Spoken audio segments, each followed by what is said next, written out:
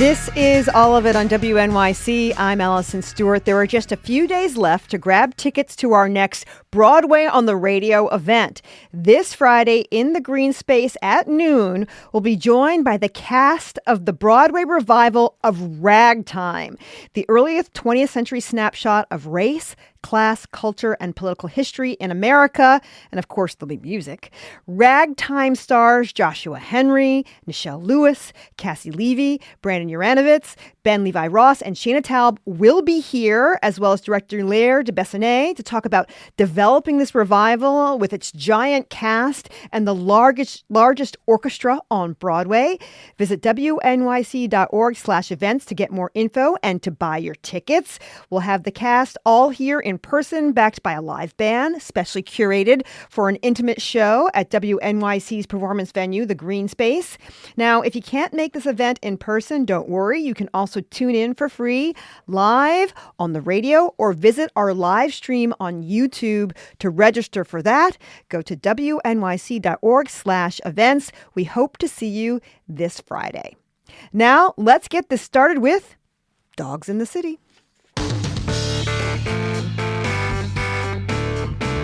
This recent winter was one of the coldest in recent memory. We had a couple of serious snowstorms, not to mention many days where the temperature was firmly below zero.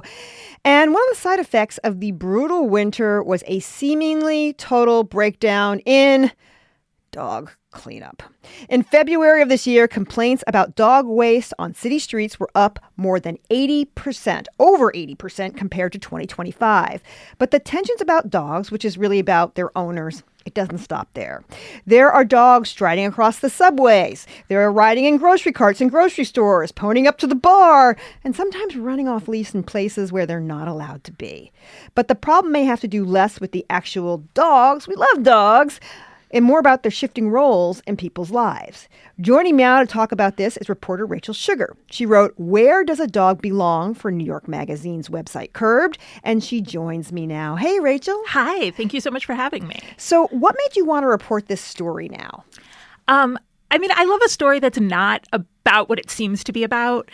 And so I think like the amount of passion that dogs inspire on kind of all sides is not, right, there are people who really love dogs and people who really hate dogs, like truly. But I think it's really about who gets space in the city, who's entitled to what, who's kind of trampling over whose needs in all directions. And so that's really exciting to me, like a story that's, and then dogs are so fun. I mean, to me, like I'm a dog person, but also sort of a pathological rule follower. And so, this is something I pay a lot of attention to. And so when things kind of flared up this winter around the waste situation after the snow and then more snow, it seemed like kind of the perfect time to get into it. Yeah, what's changed about dogs in New York that it feels different? Yeah. What's so interesting about it is that it feels different. Is it different? It's really hard to say. Yes. The data, there's no New York City dog census. There's no national dog census. The data we have on how many dogs and how dog populations have fluctuated through time is pretty bad. The city, keeps track of licensing, but the percentage of licensed dogs are minimal. Again, we don't know quite what that percentage is. I will say that despite being a pathological rule follower, I realized in the reporting of this piece that my own dog's license was out of date.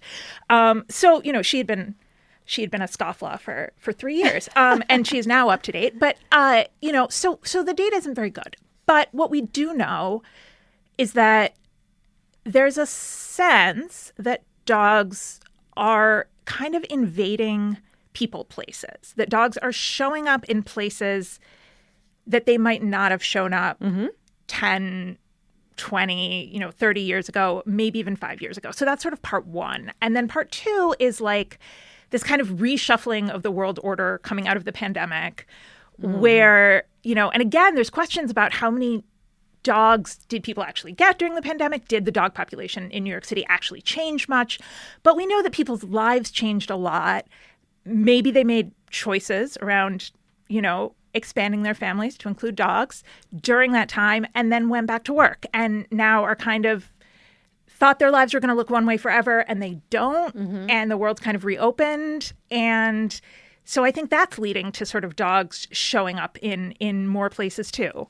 And so you are seeing them in coffee shops, in grocery stores sometimes, on the subway, sometimes in bags, sometimes not in bags, off leash maybe when they aren't supposed to be. You're sort of seeing them all over the place, and it feels like something has shifted. And I think it's less about numbers than about attitude.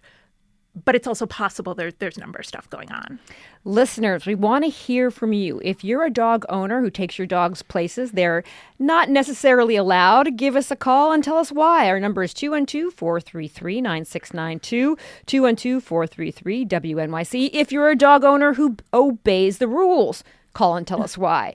And if you're a non-dog owner who has a constructive, positive story to tell us about a human-dog interaction, we want to know that too. Our number is 212-433-9692, 212-433-WNYC. And while we're talking about rules, just a reminder to everybody, please don't call us while you're driving and keep us off speakerphone. We want to hear your dog opinions to be heard clearly, and we want everyone to be safe. Our number is 212-433-9692, 212-433-WNYC. We're talking about dogs in New York City and some of the tensions that have sprung up between their owners and other New Yorkers. Rachel Sugar is the author of a Curbed article called "Where Does a Dog Belong?" She's joined us here in the studio. Let's talk about the kind of complaints that were made. Are they specifically about dogs, dog bites? Are they more serious, or were they about something else? I mean, I think, there's the cosmetic. I mean, and to say that it's an aesthetic complaint is I think, minimizing. Like, it is gross when there is dog waste on the street. Yes. And it's like antisocial behavior to leave your dog's waste just like on the curb. It really feels, it's like it's hostile to everyone else in the city. But, it's also, I don't think we're seeing like a plague of disease coming out. Like it is a quality of life issue.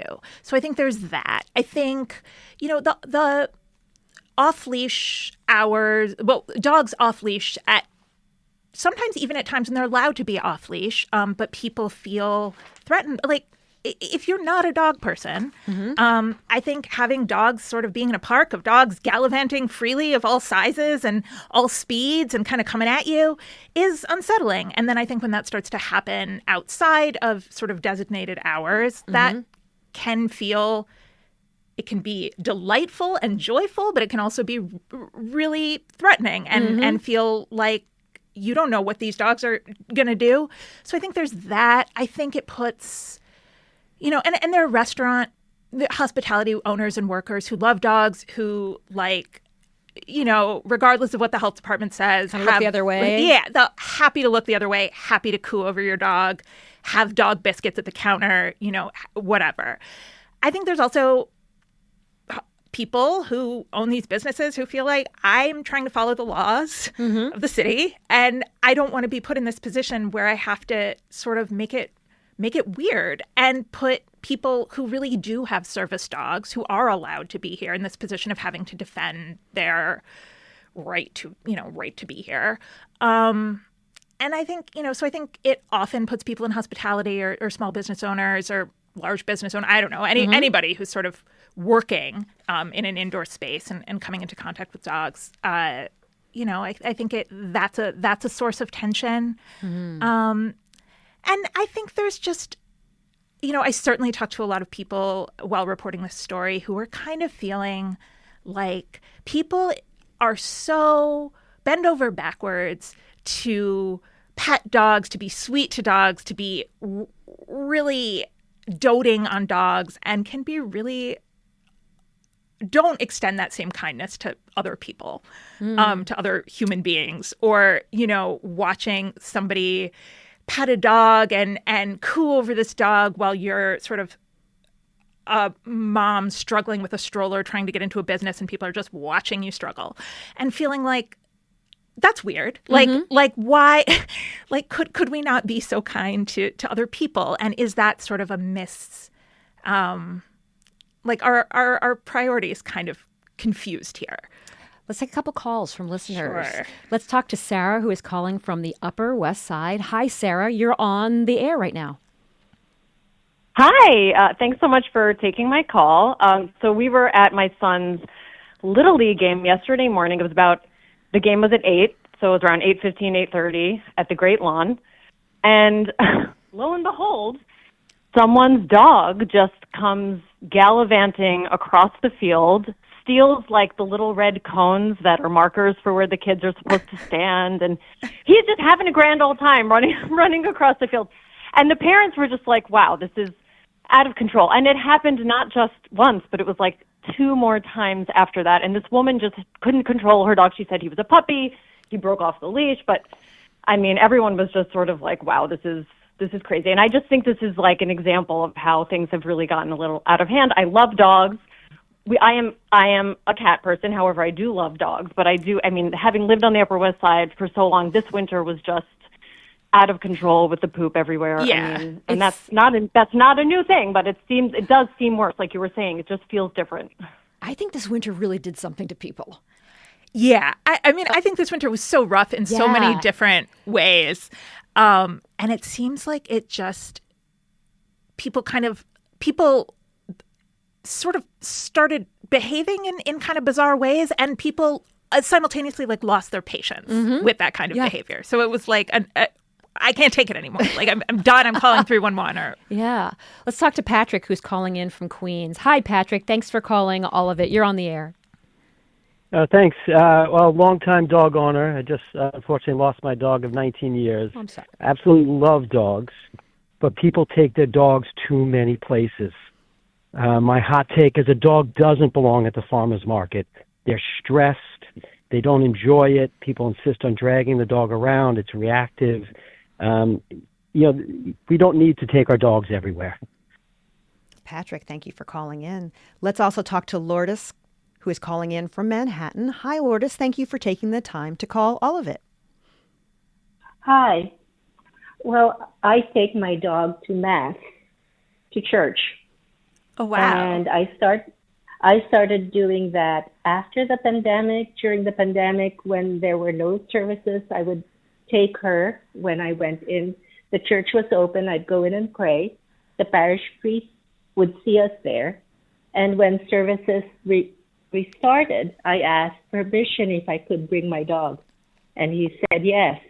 And I'm not the only churchgoer who brings their dog.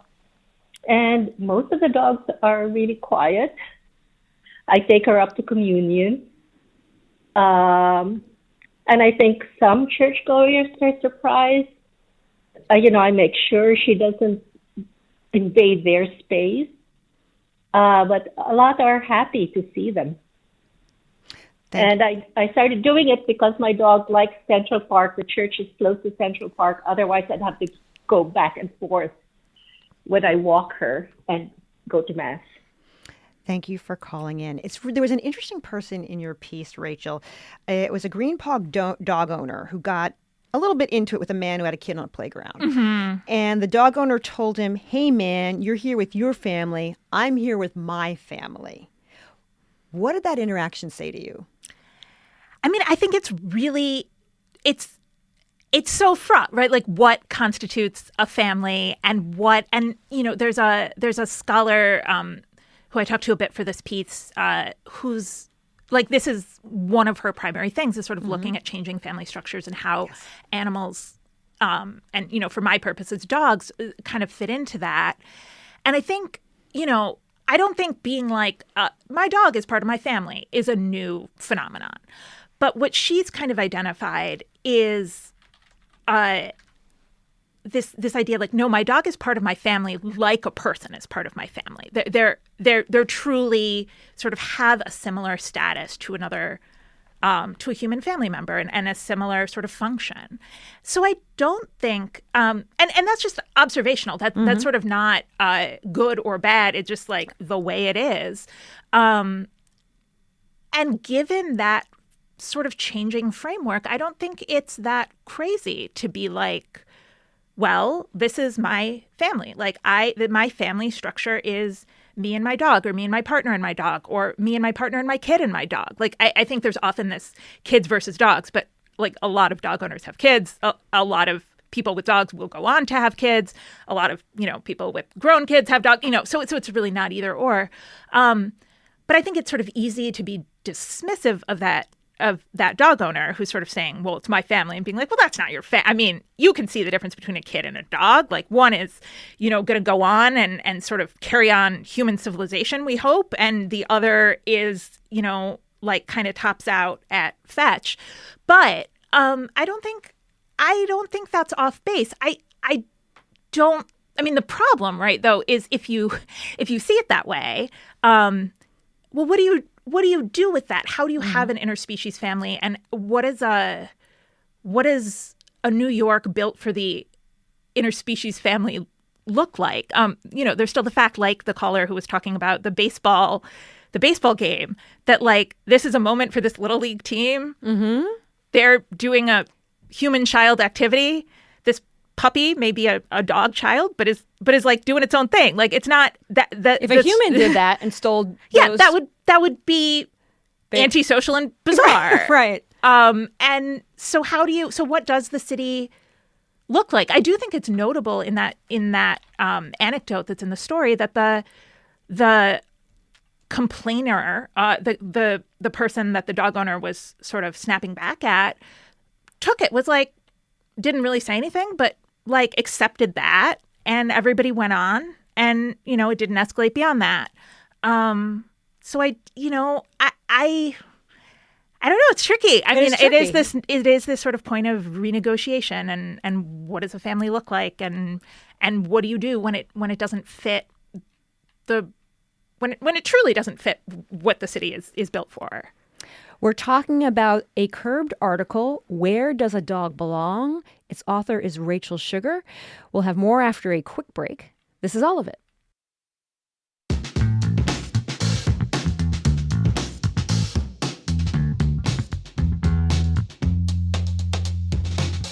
You're listening to All of It on WNYC. I'm Allison Stewart. I have in studio with me Rachel Sugar. She's the author of a Curbed article called Where Does a Dog Belong? We're talking about dogs in New York City. I'm going to give you two texts that are wildly opposed. The first text says, for many of us, the subway is the only way to get our dogs to the vet or to a park. Obviously, it is important to keep animals of all types and sizes under control. And I'm not against ticketing if you let your dog do something unsafe, but most dogs are better behaved than many children. To ban dogs altogether is frankly small-minded, selfish, and cruel. This other text I have said, non-service dogs should never be in museums, art galleries, food stores, botanical parks, or restaurant. Many guards in such establishments have told me that dog owners snap at them and even threaten lawsuits when the guards try to enforce these rules. Yeah, I mean that's the story, right? Like that's the tension. Yeah, I mean everybody. It's like to both. Yes. Let's talk to Abigail, who's calling in from Brooklyn. Hey, Abigail, thank you for making the time to call All of It. You're on the air. Hi, Allison and Rachel. Yeah, I have lots of opinions on this matter. I've been working with service dogs for 16 years. I have a disability. And my dogs are more than they certainly are pets and companionable, but they give me a greater sense of safety and independence when I'm out. And thanks to the Americans with Disabilities Act, the ADA, that was passed almost 35 years ago, I have those protections to be able to take my dog, who has been trained to perform a specific task, into public spaces.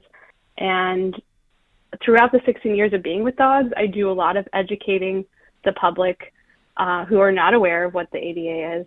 Mm-hmm. But I also encounter quite a number of people who have very ill-behaved animals.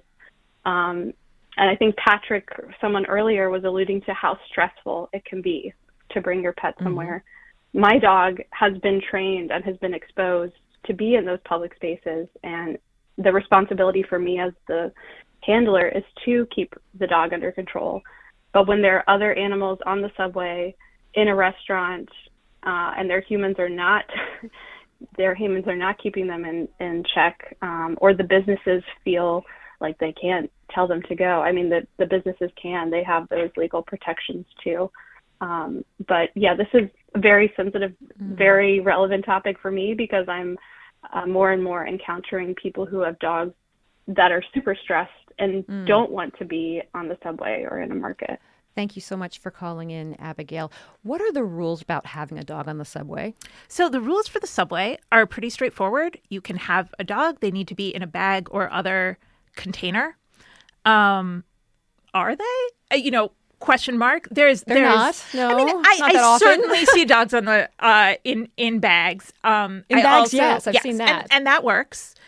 And that's where you get the meme of like the husky in an IKEA bag with like holes cut out for the feet. Right? It's in a bag technically, but a non-service dog is not supposed to be sort of riding the subway like a person. Like they're supposed to be contained in some way. And it was on the subway, and it was really interesting because a dog got on, and it was a German Shepherd, and they can be very scary to so many people. And a group of people got up and moved.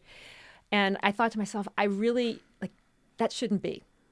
I know that you might have to get him to the vet or something, but I'm not sure that dog should be on the subway because it can really, really frighten people. And the dog also might be frightened or put in a position where it might snap. Yeah. I mean, there's so much to say about this because there's certainly the issue of like, okay, well, if somebody has to move, like who has to move? And one guy I talked to for the story who does take his large, I think fluffier, sort of less threatening looking dog, but big dog on the subway, was telling me occasionally people ask him to move, say they're afraid of dogs. They can't be near this dog, and he's happy to move. Should you have to have that conversation?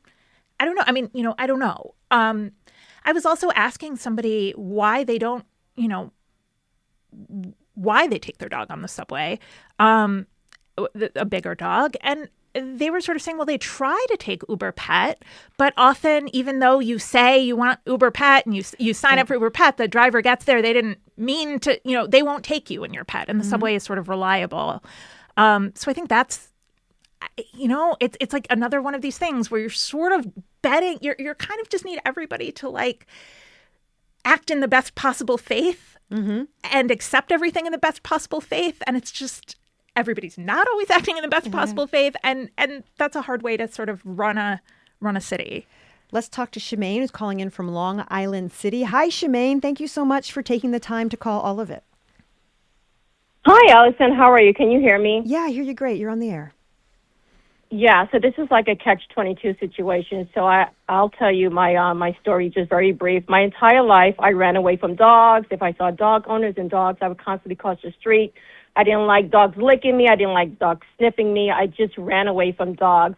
My daughter at the time, I believe Emma was 1 year old, and she was protesting a dog for at least 5 years. And then I finally got a dog. And I feel and I believe that the world is changing. I don't know the percentile, but I believe everyone in the next few years, like everyone's going to have a dog. I don't think the dog is a problem. Yeah. I think it's the dog owners. If we can change the way we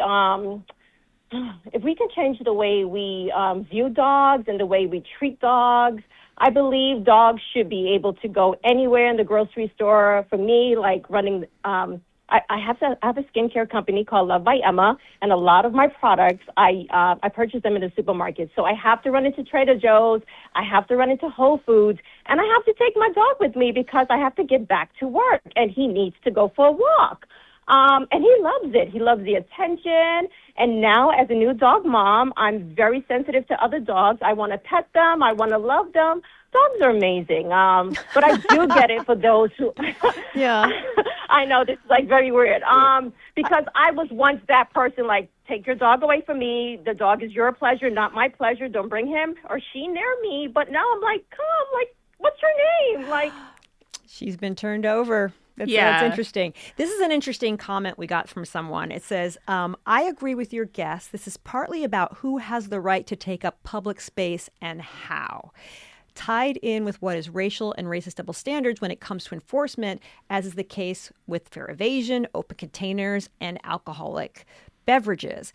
And you get into that in the article a bit. about, we used to say that the other word for gentrification was dog park. Yeah. Right? Right. Yeah. And you get into gentrification and the racial element of this. Yeah. And it's tricky. Again, like, I so wish there was better data on this, because sort of who has dogs is really interesting, and the data is just not that good. Available.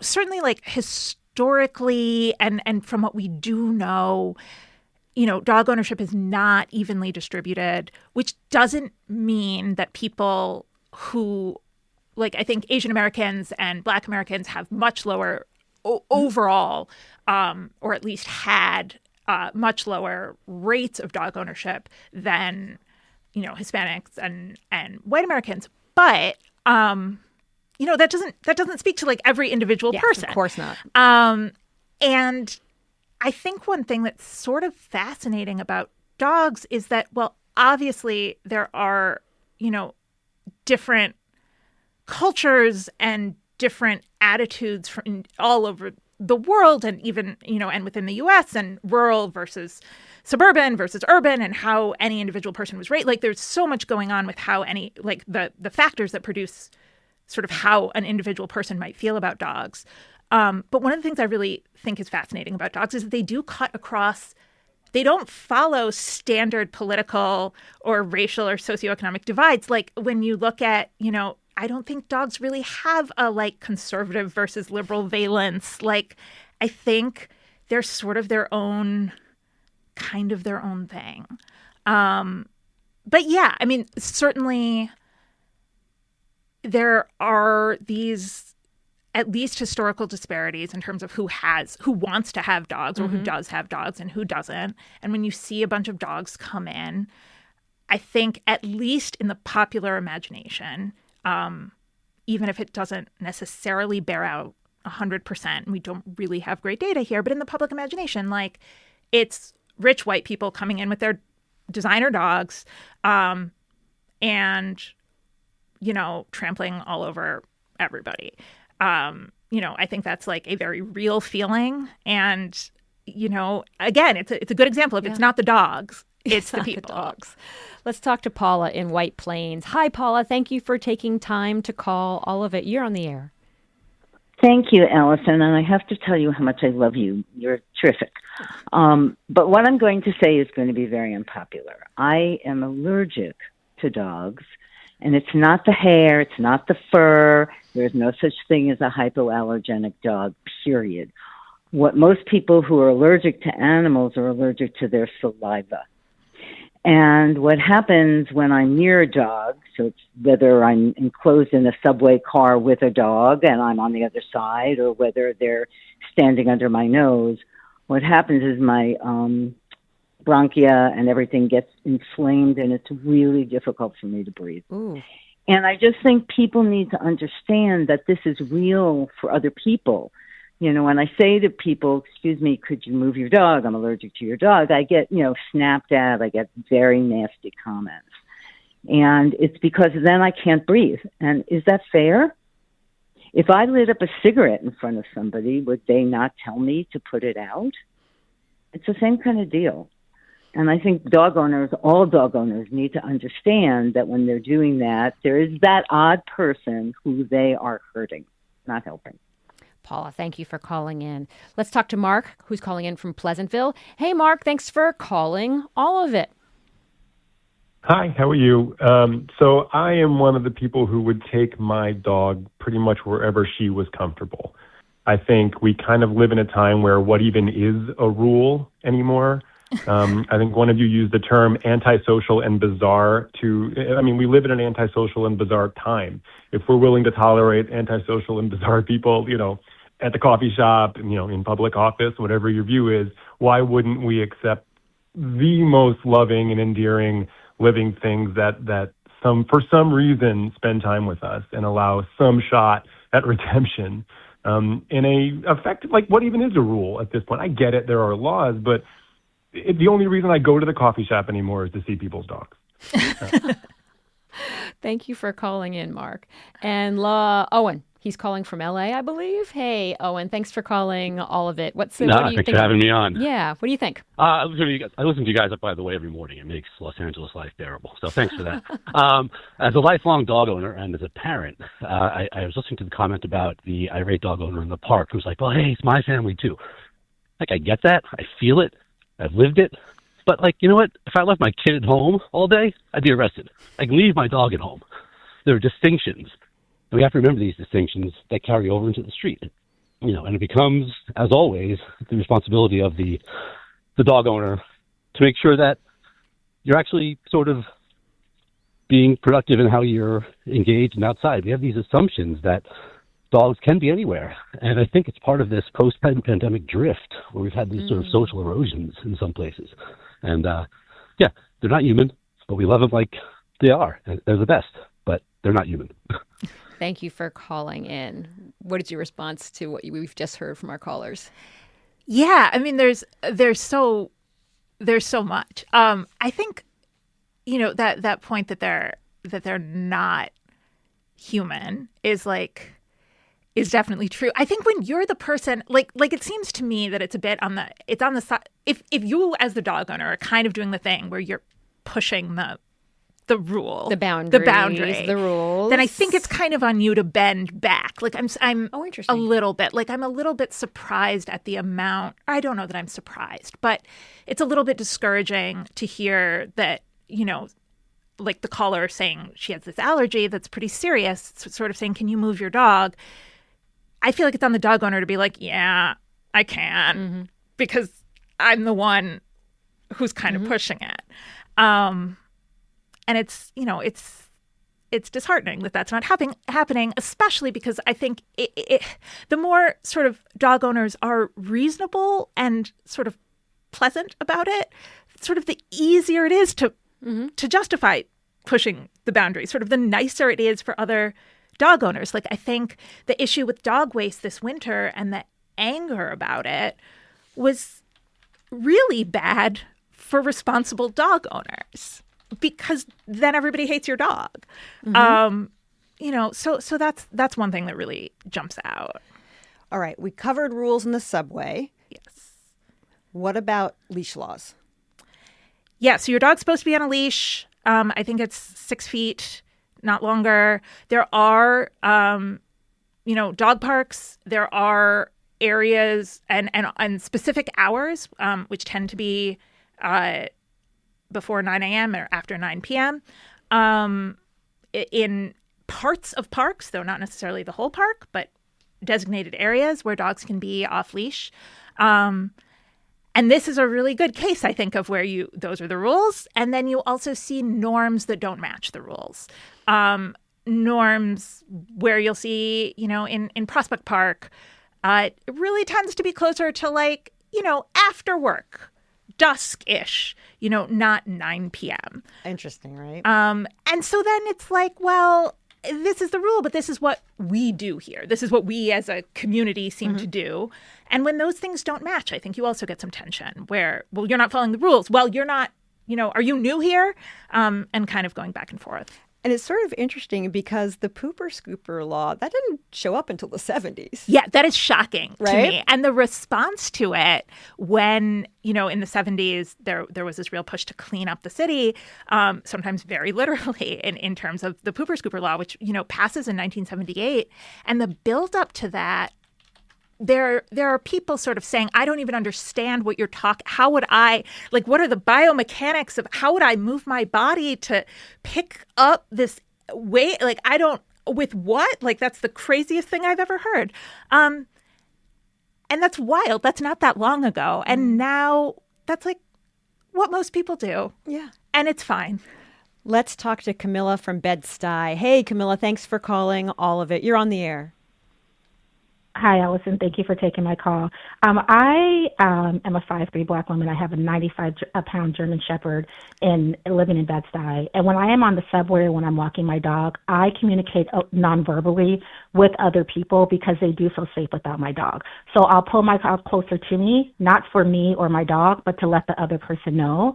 And also in terms of culture, when I do take my dog to the dog park in Bed-Stuy, I am usually the only Black person like in the dog park in Von King Park, and I see the difference of when when I have my dog in my dog park in Bed-Stuy, the people who like my dog are usually older senior citizen Black people that have a reference of a German Shepherd.